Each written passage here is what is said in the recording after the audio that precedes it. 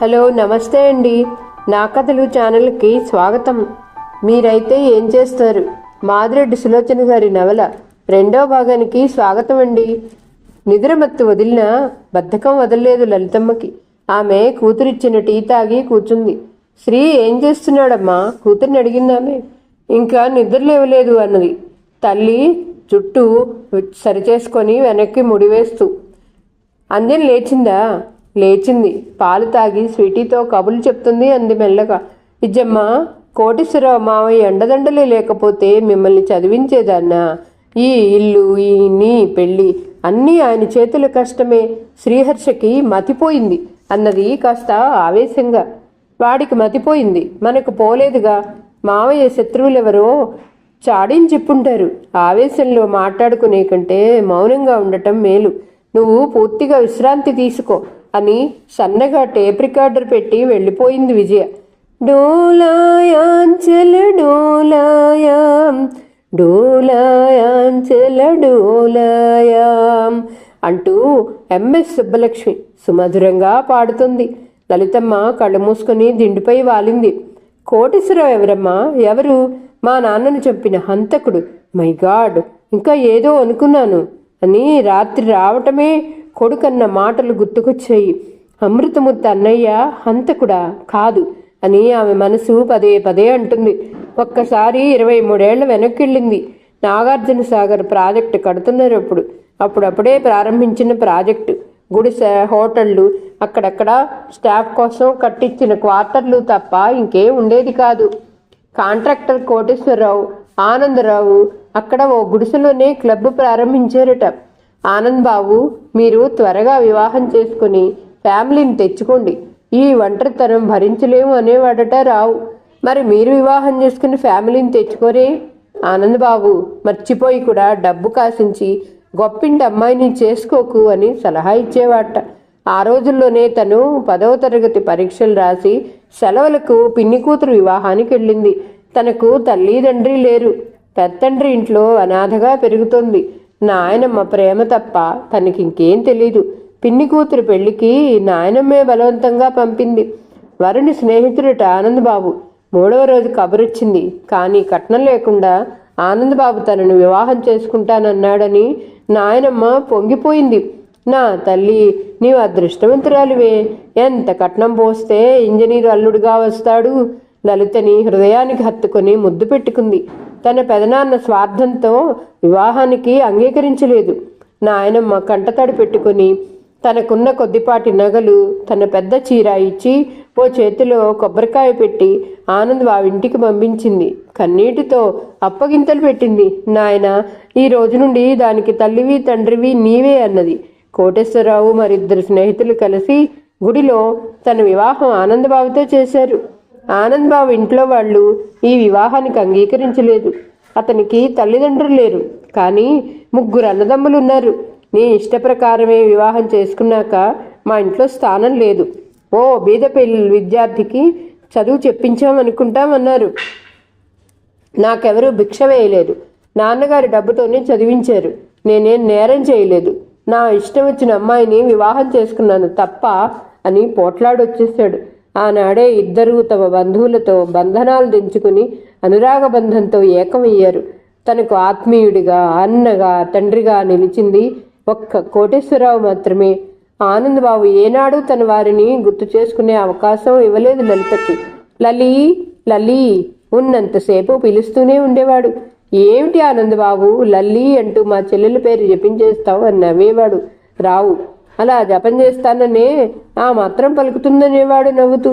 ఆనందం అంటే ఏమిటో అతని సాహచర్యంలోనే తెలుసుకుంది.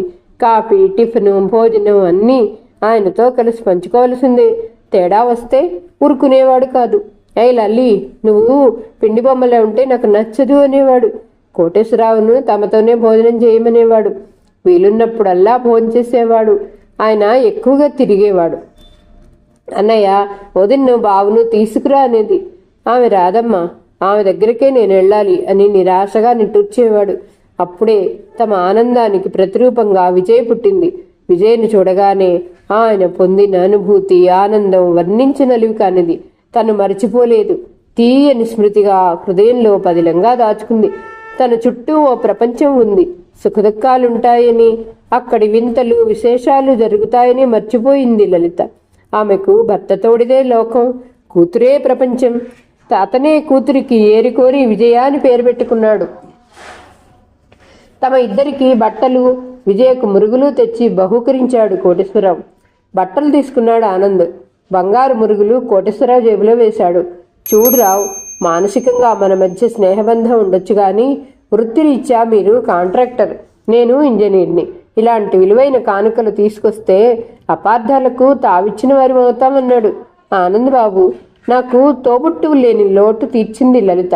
ఆ అభిమానంతోనే ఇచ్చాను అన్నాడు. ఆ అభిమానం ఖరీదైన వస్తువులతో వెలకట్టలేమన్నాడు నిక్కచ్చిగా. కోటేశ్వరరావు చిన్నపుచ్చుకున్న ఆనంద్ బాబు నైతికంగా దిగదారిపోలేదని పొగిడేవాడు. అతని కుటుంబ జీవితం అంత సాఫీగా సాగటం లేదని అర్థమైంది. అతను డబ్బున్న వారి ఇల్లరికపు తల్లుడని, ఆమె ఇతన్ని లెక్క చేయదని, కొడుకును కూడా దూరంగా పబ్లిక్ స్కూల్లో వేసిందని తెలిసేది. అప్పుడప్పుడు సరుకులు తెచ్చే బాలరాజు ఈ వార్తలు చేరేసేవాడు. విజయ సంవత్సరం పెళ్ళప్పుడే ఆనంద్ బాబు హడావిడిగా వచ్చాడు. ఇంటి ముందు జీప్ ఆగింది. లలిత్, తయారవు, మనం విజయవాడ వెళ్తున్నాం, నాగార్జున సాగర్ ప్రాజెక్టుకు. వచ్చాక బయటికి వెళ్ళటం అదే మొదలు. సంతోషంగా తయారైంది. అతనే పని మీద విజయవాడ వెళ్ళినా తను మాత్రం నాయనమ్మను చూసి తన కూతుర్ని చూపించి వస్తుంది. జీపులో ఎటన్నా బయలుదేరితే చాలు గలగల కబుర్లు చెప్పే ఆనంద్ మౌనంగా గంభీరంగా ఉంటాడు. ఆనంద్ ఏమిటంత సీరియస్గా ఉన్నారు? కూతుర్ని చేత్తో హత్తుకుని ఎడమ చేయి అతని భుజంపై వేసింది. నువ్వే అంటావు కారు నడిపేవారు ఏకాగ్రతగా నడపాలని, అలా నడిపితే సగం ప్రమాదాలు తప్పుతాయని. భుజం మీద ఉన్న ఆమె చేతిని తన బుగ్గతో భుజానికేసి నొక్కాడు. అది నిజమే అనుకుంది. విజయ లేచింది. విజయకు పాలు పడుతూ తండ్రిపైకి దూకుతానంటే కంట్రోల్ చేస్తుండగా విజయవాడ చేరుకున్నారు. కృష్ణానది ఒడ్డునే ఆపారు. ఆశ్చర్యంగా చూస్తుండగానే నాయనమ్మ శవం వచ్చింది. లలితమ్మకు కంట నీరు కరువైంది. పిచ్చి చూపులు చూసింది.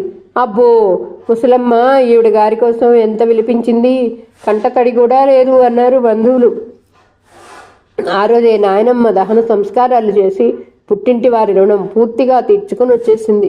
లల్లి, అమ్మమ్మ గారేం చెప్పింది? బంధువులందరినీ నాలోనే చూసుకోమని అనలేదు. అప్పుడే మర్చిపోయావా? అక్కను చేర్చుకుని కన్నీరు ఒత్తాడు ఆనంద్. 2 రోజులు సెలవు పెట్టి ఆమె మళ్ళీ బాధపడకుండా నవ్విస్తూ గడిపాడు. అతని లాలనలో అన్ని కష్టాలు మర్చిపోయింది. ఇది కావాలని అడగాల్సిన పని ఉండేది కాదు లలితకు. అతనే అన్నీ తెచ్చేవాడు. అతను చేసే అతి ఖర్చులు చూసి ఆమె అలక సాగించేది. మీకు వెనుక ముందు ఎవరూ లేరు, నా సంగతి సరే సరి, విజయ భవిష్యత్తు కోసమైనా మనం పొదుపు నేర్చుకోవాలి అనేది. అతను పక్కపక్క నవ్వేవాడు. లల్లి, చెవుల పిల్లి, చెవుల్లోని దుమ్ము దులిపి మరీ విను. మా విజయ డాక్టర్ చదువుతుంది, బోలెడు డబ్బు సంపాదిస్తుంది అంటూ ఎగరేసి పట్టుకునేవాడు. కూతురు చదువుకైనా డబ్బుండాలా వద్దా అన్నది చిరుకోపంగా. వద్దు, మా అమ్మాయి అన్నిటా ఫస్ట్, స్కాలర్షిప్తో చదువుతుంది అనేవాడు. వారి ఆనందాన్ని అధికం చేయటానికి అన్నట్టు మరో ఏడాది తిరిగేసరికి కొడుకు పుట్టాడు. మా నాన్నమ్మ పేరు శ్రీలక్ష్మమ్మ, శ్రీ కలిపి శ్రీధరని పెడతాను అంది లలిత. మా నాన్నగారి పేరు హనుమంతరావు, హాతో పెట్టాలి అన్నాడు. ఇద్దరూ చర్చించుకొని శ్రీహర్ష అని పేరు పెట్టారు. ఆ జీవితం, ఆ వేగం ఇప్పటికీ లలిత కళ్ళ ముందు తిరిగినట్టే ఉంది. ఉదయం తను లేచి టిఫిన్ కాఫీ చేసేది. అప్పుడు ఆనందు పిల్లలు లేచేవాళ్ళు. పిల్లలకు పాలు పడుతూ ఆయనకి కాఫీ టిఫిన్ ఇచ్చేది. విజయను ఒళ్ళో కూర్చోపెట్టుకుని టిఫిన్ తినిపిస్తూ ముద్దు మాటలు నేర్పేవాడు ఆనంద్. నీ పేరేంటమ్మా? డాక్టర్ విజయ. డాక్టర్ వేలే, అదిగో వాడు మై సన్ అని ఉడికించేవాడు. నాన్నకేం తెలియదు డాక్టర్ అంటే, ఇండిషన్ ఇస్తారు అనేది. చూడు లల్లి, కిలకిలా నవ్వుతున్న కూతుర్ని గర్వంగా ముద్దు పెట్టుకునేవాడు. మరి నీ తమ్ముడి పేరేంటమ్మా? శ్రీహర్ష, ఇంజనీర్. కళ్ళు పెద్దవి చేసేది. Oh my sweet. 2 పిల్లలను ఎత్తుకుని కాఫీ తాగించమని నోరు చాపేవాడు. అతనికి కాఫీ అందిస్తుంటే అదొక అపూర్వ అనుభవంలా ఉండేది. లలి, పూర్తిగా పంచదార మర్చిపోయావో అనేవాడు. 2 చెంచాలు వేశాను. అసలు మీరు పానకాల స్వాములు అయ్యారు. ఉడుక్కొని తను సిప్ చేసేది. ఇప్పుడు బాగుంది, ప్రతిరోజు ఇలాగే కాఫీ తాగాలి అన్నాడు. లలితకు సిగ్గు ముంచుకొచ్చేది. అతన్ని సాగనంపుతూ వెళ్ళి ఇద్దరు పిల్లలతో పాటు అతనిచ్చే ముద్దు అందుకుని లోపలికి వచ్చేది. పని ఆవిడ ఇల్లు తుడిచి గిన్నెలు కడిగి నీరు తెచ్చే లోపల ఇద్దరు పిల్లలకు స్నానాలు చేయించి తను స్నానం చేసేది. 10:30 ప్రాంతంలో అలసిపోయిన పిల్లలు నిద్రపోయేవాళ్ళు. అప్పుడు చకచకా స్టవ్ వెలిగించి వంట చేసేది. పిల్లలు లేపి విజయకు అన్నం పెట్టి మధ్య మధ్య శ్రీహర్షకు పెడుతూ వాళ్ళని కూర్చోపెట్టేది. విజయకు చిన్నప్పటి నుండే క్రమశిక్షణ అలవాటైంది. ఇజ్జి, నువ్వు అన్నం తినేసావు కదా, నాన్నగారు అలసి ఆకలితో వస్తారు, విసిగించగా ఆడుకోవాలనేది లలిత. Okay mummy. మమ్మీ అనద్దన్నానా బెదిరించేది. Sorry, I am very sorry. Vijaya తండ్రి మాటలను అనుకరించేది. నిజంగానే తండ్రి వచ్చేసరికి తను చిన్న కుర్చీలో కూర్చొని సీరియస్గా బొమ్మల పుస్తకం ముందేసుకుని చదివేది. విజ్జు అంటూ ఎగరేసి ముద్దు పెట్టుకునేవాడు ఆనంద్ వస్తూనే. నాన్న, నా చదువు పాడు చేస్తున్నావు అనేది సీరియస్గా. సారీ. అతను ఆమెను దింపి లెంపలేసుకుని వచ్చి కాళ్ళు కడుక్కొని భోజనానికి కూర్చుండేవాడు. రంగురంగుల బొమ్మలు ముందేసి శ్రీహర్షను కూర్చోపెట్టేది. వాళ్ళు భోజనం చేస్తుంటే విజయ లాలింపులు బెదిరింపులు వినిపించేవి. శ్రీ, ఊరుకోరా, అల్లరి చెయ్యొద్దు, నాన్నారు అలసి వస్తారు అనేది. అమ్మ చెబితే వినడు, 2 వేస్తాను, బుద్ధిగా ఆడుకో. కూతురి మాటలకి తండ్రి పక్కపక్క నవ్వి పొలమార్చుకునేవాడు. రోజుకు ఒక్కసారి నా కూతురి చేత నేను డాక్టరీ చదువుతాను, తమ్ముడు ఇంజనీరింగ్ చదువుతాడు అనిపించుకొని సంతోషపడేవాడు. మధ్యాహ్నం 1 గంట విశ్రాంతి తీసుకుని వెళ్ళిపోయేవాడు. తను పిల్లలతో కాసేపు ఆడుకొని ఏదైనా చదువుతూ గడిపేది.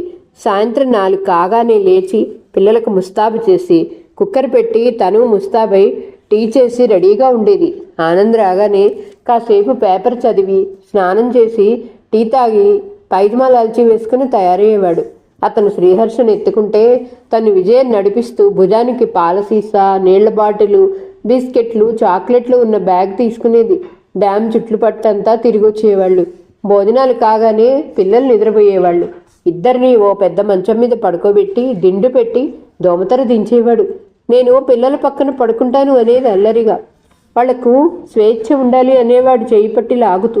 నేను మన పెళ్ళయ్యే వరకు నాన్నమ్మ పక్కనే పడుకుండేదాన్ని, అందుకే అలా పుల్లలా ఉన్నావు, నా పిల్లలు ఆరోగ్యంగా కళకళలాడుతూ ఉండాలి అని ఆమెకు మాట్లాడటానికి అవకాశం ఇచ్చేవాడు. రోజులు రాకెట్ స్పీడ్తో తోసుకెళ్తున్నాయి. ఒకరోజు షికార్ నుండి తిరిగి వస్తుంటే సన్నగా చినుకులు ప్రారంభమయ్యాయి.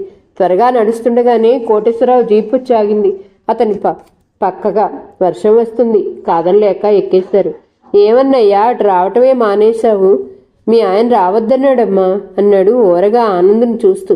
రావు, నిన్ను కోటేశ్వరరావుగా నా స్నేహితుడిగా ఆహ్వానిస్తాను, కానీ ఒక ఇంజనీరుగా, ఈ కాంట్రాక్టర్గా రావద్దంటాను అన్నాడు. ఆయన రావద్దంటే ఊరుకుంటారు అన్నయ్య, మీరు రండి అన్నది. తమాషా కన్నానమ్మా, ఏ మంత్రంతో కట్టేశావో గాని పని అయితే ఒక్క నిమిషం బయట ఉండడు. మీ అనుకూల దాంపత్యం చూసి కన్ను కుడుతుందేమో అని భయం అన్నాడు నవ్వుతూ. వాళ్లను ఇంటి దగ్గర దింపేశాడు. లలితమ్మ బలవంతం చేస్తే కాఫీ తాగాడు. లల్లి, మీ అన్నయ్యకి ఈ మధ్య చేదు పదార్థాలే రుచిస్తున్నాయి, నీ కాఫీ కషాయంలా ఉంటుంది ఆనంద్ బట్టలు మార్చుకుంటూ అన్నాడు. కుటుంబంలో కరువైన శాంతి సౌఖ్యాలు మత్తులో దొరుకుతాయేమోనని బొంగురు గొంతుతో అన్నాడు రావు.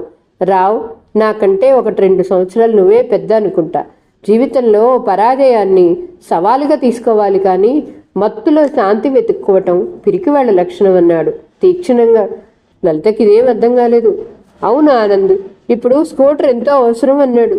స్కూటర్ ఏం కర్మ, మేము 4 కారు కావాలేమో అన్నాడు వెటకారంగా. 4 నారాయణ అనుకుంటేనే సుఖం అన్నాడు. రావు, నువ్వేనా ఈ మాట అంటున్నది?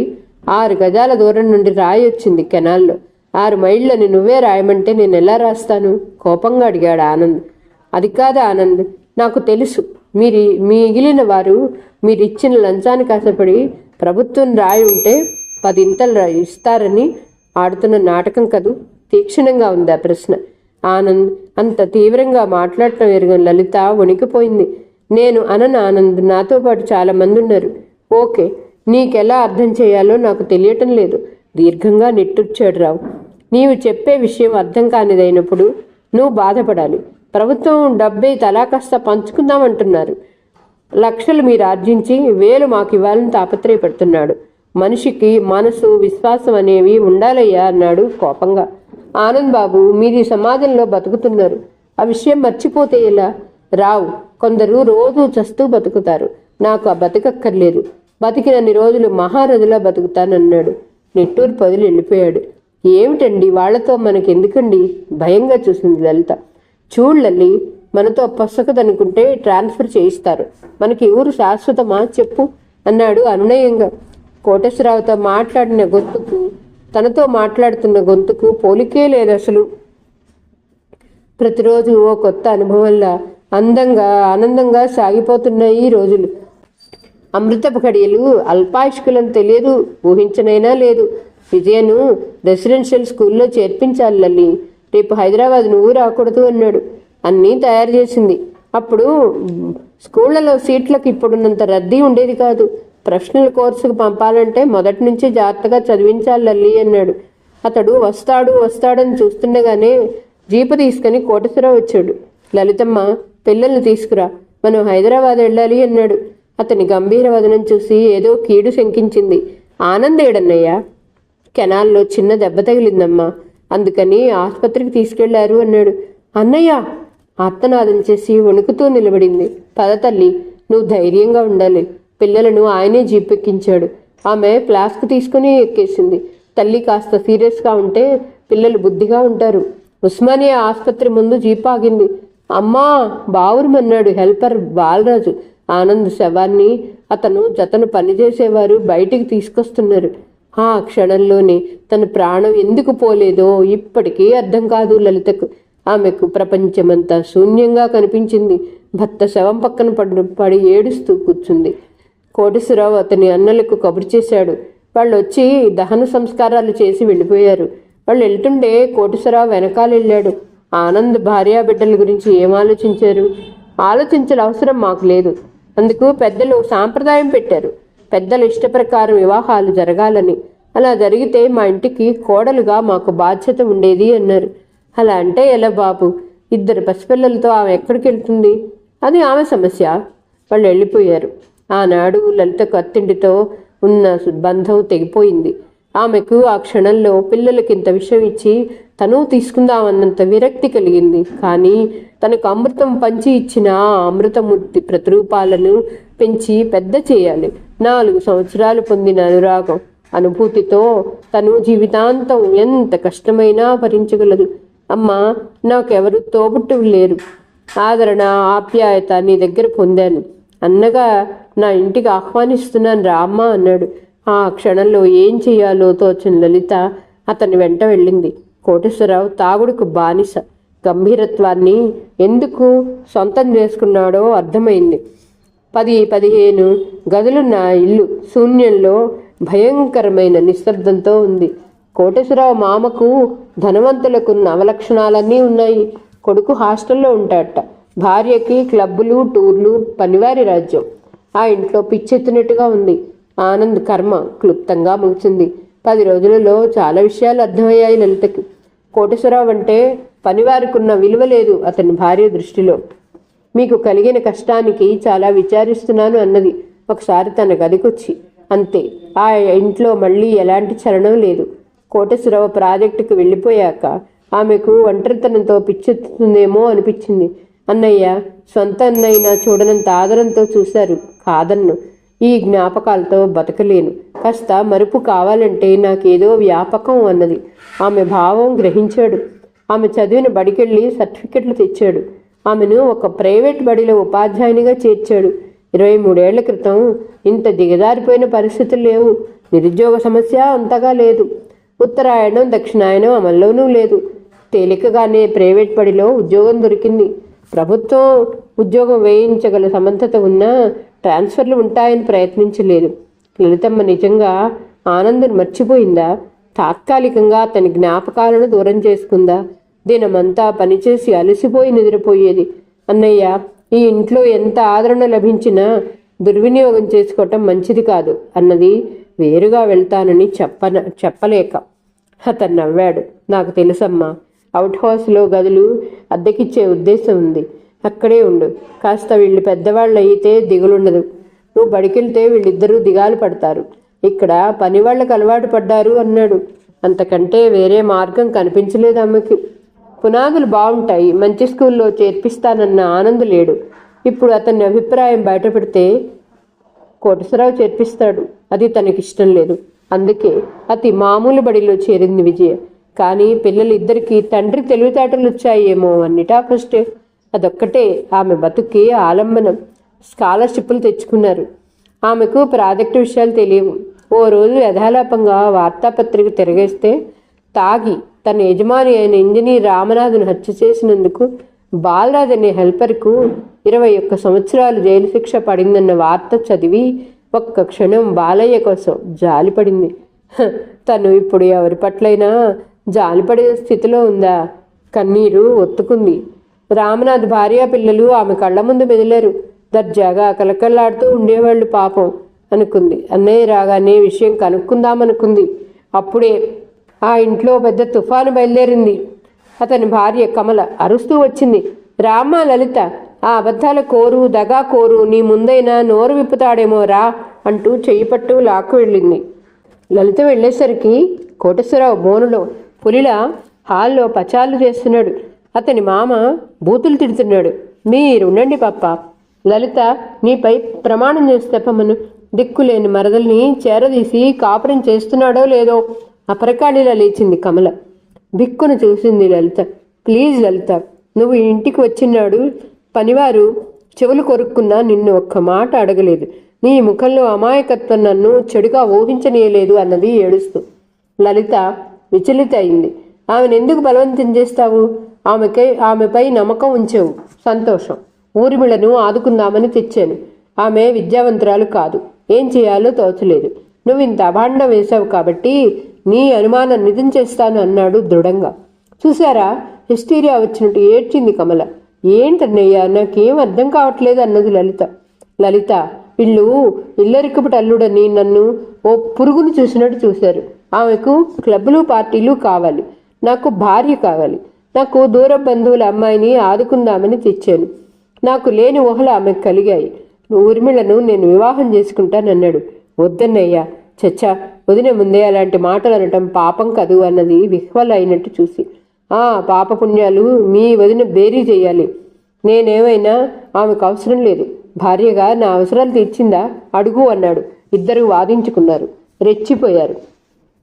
పేదరికానికి ఐశ్వర్యానికి మధ్య జరిగిన పోరాటం అది. చివరకు కోటేశ్వరరావు ఇల్లు విడిచి వెళ్ళి ఊర్మిళను వివాహం చేసుకున్నాడు. లలిత చాలా బాధపడింది. కమలను, పిల్లాడిని ఆమె నిశ్చితంగా గమనించింది. అహం తప్ప చెడ్డవాళ్ళు కాదు. పేదరికం అంటే చులకన. తనకేం చేయాలో తెలియలేదు. ఓ రోజు కోటేశ్వరరావే చెప్పాడు. లలిత, ఆనంద్ మీద అభిమానంతో అతనికి ఇష్టమైన తాగుడు మానాను. నాకు ఒక తోడు కావాలనిపించిందమ్మా. నేను కమల దగ్గర పొందలేనిది ఊర్మిళ అందిస్తుంది అన్నాడు. మీ ఆనందం చూసుకున్నారే తప్ప వదిన మనస్సు, బాలాజీ భవిష్యత్తు ఆలోచించలేదు అన్నది కినుకగా. మీ వదినకు మనసు అంటూ ఉందా అంటూ కోపంగా.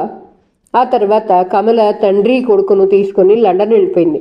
వెళ్ళేటప్పుడు లలితను తన ఇంట్లోనే ఉండమని అనుమతించింది. సంవత్సరాలు గడుస్తున్నాయి.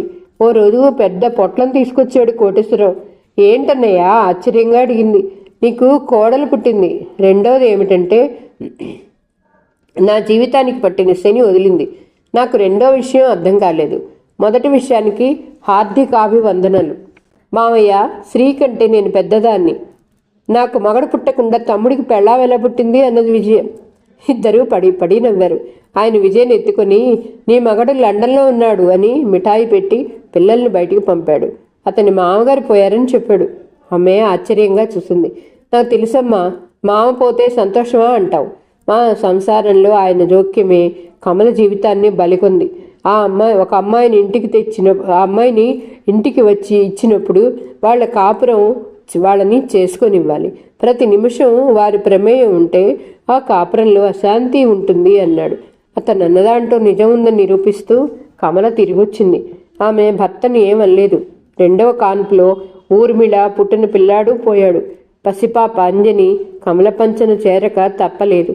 అప్పుడే బంజరా హిల్స్లో కొత్త మెడ కట్టుకొని వాళ్ళు వెళ్ళిపోయారు. కమల అంజన్ని బాగా చూడలేదని బాధపడేవాడు. బాలాజీ ఒళ్ళంతా అహంకారం నింపుకొని వచ్చాడు. తను అనారోగ్యంగా ఉన్నానని, తన కొడుకుని భర్త నిర్లక్ష్యం చేస్తాడని కమల తన పిన్ని మనవరాల్ని ఇచ్చి 21వ సంవత్సరంలో బాలాజీకి వివాహం చేసింది. మరుసటి సంవత్సరమే ఆమె చనిపోయింది. బాలాజీ పద్మలు అహంభావానికి ప్రతిరూపాలని వారి వివాహం నాడే తెలుసుకుంది. కమలమ్మ మీది గౌరవం చేత రిసెప్షన్కి వెళ్ళింది. అందరికీ నమస్కారం చేస్తూ ఆహ్వానిస్తున్న బాలాజీ లలితను చూడనట్లే నటించాడు. తనే గిఫ్ట్ ఇవ్వటానికి వెళ్ళింది. కంగ్రాచులేషన్స్ బాబు అంది. థ్యాంక్స్ పద్దు, ఈవిడ దిక్కులేని స్త్రీ, మా డాడీకి తెచ్చి అవుట్ హౌస్లో ఉంచారు అని పరిచయం చేశాడు. కళ్ళనీళ్ల పర్యంతరమైన చిరునవ్వుతో బయటకొచ్చింది. ఇంకా నయం, పిల్లల్ని తెచ్చాను కాదు. మరీ శ్రీహర్ష తన్నేమైనా అంటే సహించడనుకుంది. విజయ హౌస్ సర్జన్ చేస్తుండగా లలిత ఆరోగ్యం దెబ్బతింది. కోటేశ్వరరావు సెలవు పెట్టించాడు. మద్రాసులో శ్రీహర్షకు సీట్ వచ్చే వరకు ఎంత తాపత్రయపడ్డాడు. విజయ పెళ్లి చేయగలిగేదా? అసలు ఇల్లు కట్టించింది ఆయనే. అలాంటి అమృతమూర్తి తన భర్తను హత్య చేస్తాడా? ఎవరు చేశారు ఈ అభూత కల్పన? రికార్డు ఆగిపోయింది అత్తయ్య. లలిత తలెత్తింది. అంజని రికార్డు ప్లేయర్ ఆఫ్ చేస్తుంది. రాత్రి చూసిన అందాల బొమ్మేనా అన్నట్టుంది. అంజు, శ్రీకి టీ ఇచ్చావా అని అడిగింది. రాత్రి ఏం జరగనట్టు. అంజని భీత హరణేక్షణలా అయింది. బిక్కున చూసింది. వాడికి టీ ఇచ్చి నేను పిలుస్తున్నానని చెప్పి తీసుకురా అన్నది. అంజని ఒకసారి అత్తగారి వంక చూసింది. ఆమె కళ్ళు ఆప్యాయతని కురిపిస్తున్నాయి. మెల్లగా గదిలో నుండి వంటగది వైపు వెళ్ళింది. అక్కడ పని మనిషిని అడిగి కప్పు ట్రేలో పెట్టుకుని శ్రీహర్ష ఉన్న గదిలోకి వెళ్ళింది. అతను గెస్ట్ రూమ్లో ఉన్నాడని స్వీటీ చెప్పింది. గదిలో అడుగు పెడుతుంటే ఆమె కాళ్ళు వణికాయి. తుండు కట్టుకుని అప్పుడే బాత్రూమ్ నుండి తల తుడుచుకుంటూ వస్తున్నాడు శ్రీహర్ష. ఇద్దరి కళ్ళు సెకండ్ కలుసుకున్నాయి. అంజని తల వంచుకుంది. టీ అన్నది అతి ప్రయత్నం మీద నోరు విప్పి. వద్దు. అటు తిరిగి తనకేం పట్టనట్టు నిర్లక్ష్యంగా అన్నాడు. అలాంటి నిర్లక్ష్య మాటలు పెద్దమ్మ చేత, వదిన చేత, అన్నయ్య చేత, బంధువుల చేత విన్నది.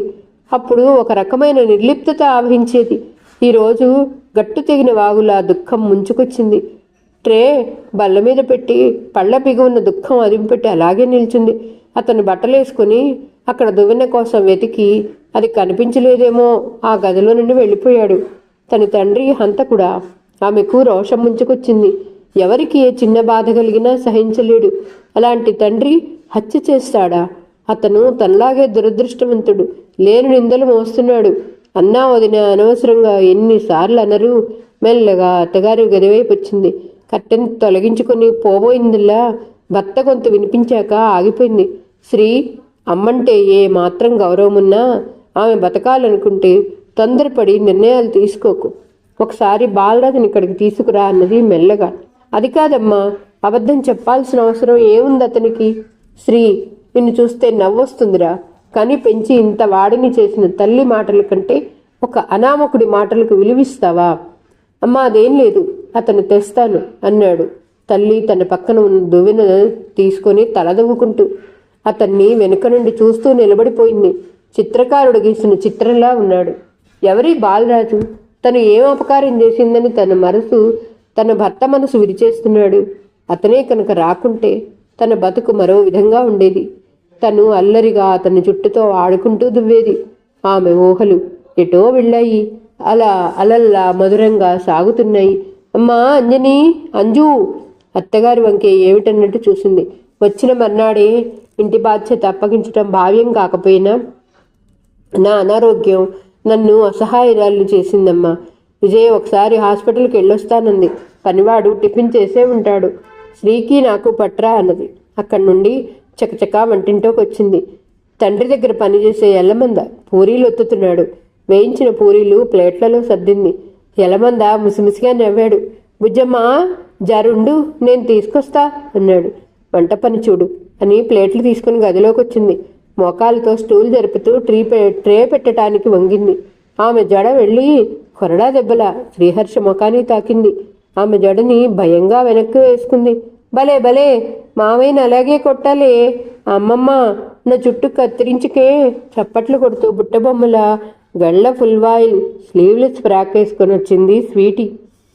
జుట్టు పెంచుకుని మగడిని కొట్టడానికి అయితే ఇంకా చాలా టైం ఉందే తల్లి. బ్రేక్ఫాస్ట్ చేసావా? లలిత అడిగింది. ఓ ఎస్, అత్తయ్య తినిపించింది. శ్రీహర్ష భుజాలపై స్వారు చేస్తూ ఉంది. స్వీటీ, నా షర్టు పాడవుతుంది, దిగు అన్నాడు కాస్త కోపంగా. అమ్మమ్మ, రాత్రి మామయ్య మిరపకాయ బజ్జీలు తిన్నాడా అన్నది నవ్వుతూ. విజయ్ భర్తను ఆ మాటని ఏడిపిస్తుంది ఎప్పుడు. యూ నాటి పక్కపక్క నవ్వాడు. ముగ్ధురాలైనట్టు చూసింది అంజని. లలిత లేచి కూర్చుంది. అంజని ప్లేటు ఆమెకిచ్చింది. ఆమె పూరి తుంపి కూర తీసుకుని మొదటి ముద్ద కొడుకు అందించింది. చిన్నప్పటి నుంచి అది ఆనవాయితీలో. ఇంట్లో ఉంటే తల్లి ఎత్తిన మొదటి ముద్ద పిల్లలకు పెడుతుంది. మామయ్య అబద్ధాల కోరు. రాత్రేమో తనకేం దొరికినా అత్తయ్యకి ఇస్తానని ప్రామిస్ చేశారు అంది స్వీటీ. శ్రీహర్ష ఉలిక్కిపడ్డాడు చూశాడు. స్వీటీ నవ్వు అతన్ని సవాల్ చేసినట్టు నిలబడింది. లలితమ్మ మిగిలిన ముక్క అతని చేతికిచ్చి అంజని వైపు చూసింది. అంజు, ఇలారా దగ్గరగా పిలిచింది. శ్రీహర్ష చేయి యాంత్రికంగా ముందుకొచ్చింది. అంజని లజ్జాభారంతో తల వంచుకుంది. అతని చేతిలోని పూరీ తీసుకుంది. తను తీసుకోకపోతే తల్లి తీసుకోదని శ్రీహర్ష టిఫిన్ ప్లేట్ అందుకున్నాడు. లలిత తన ప్లేటు కోడలికిచ్చింది. మీరు తీసుకోండి అత్తయ్య, నేను తెచ్చుకుంటా అన్నది. నేను తెస్తున్నా బుజ్జమ్మ. ఎల్లమందులో మరో ప్లేటు పూరీలు టీలు తెచ్చాడు. మౌనంగా అందుకుంది అంజని. ఉపాహారం ముగిసింది. శ్రీహర్ష లేచాడు. బయటికి వెళ్ళాలన్నాడు. శ్రీ, కరిగిపోయిన కాలం మళ్ళీ రాదు. ఈ పూట మీరిద్దరూ ఊటీ వెళ్ళిరండి అంది. అలాగే అన్నాడు ప్రతిఘటించకుండా. అత్తాకోడళ్ళిద్దరూ ఆశ్చర్యంగా చూశారు. అతని ఆలోచనలు వేరుగా సాగుతున్నాయి. తనకు ఇప్పుడు అప్పటికన్నా ముఖ్యం తల్లి ఆరోగ్యం. శ్రీ, ఇద్దరూ పచ్చగా ఉంటే ఓర్వలేని వాళ్ళు ఎన్ని మాటలైనా అంటారు, విడదీస్తారు. అలాంటప్పుడే వివేకంతో పనులు చేయాలి. తల పంకించాడు. అతనికి అడకత్తరలో పోకచుక్క గుర్తుకొచ్చింది. మెల్లగా బయటికి వచ్చాడు. ఈరోజు కథ ఇంతటితో సమాప్తమండి. మరలా తర్వాయి భాగంతో మీ ముందుకు వస్తాను. ఉంటానండి. నమస్తే. నా కథ మీకు నచ్చితే like, share, subscribe and comment please అండి.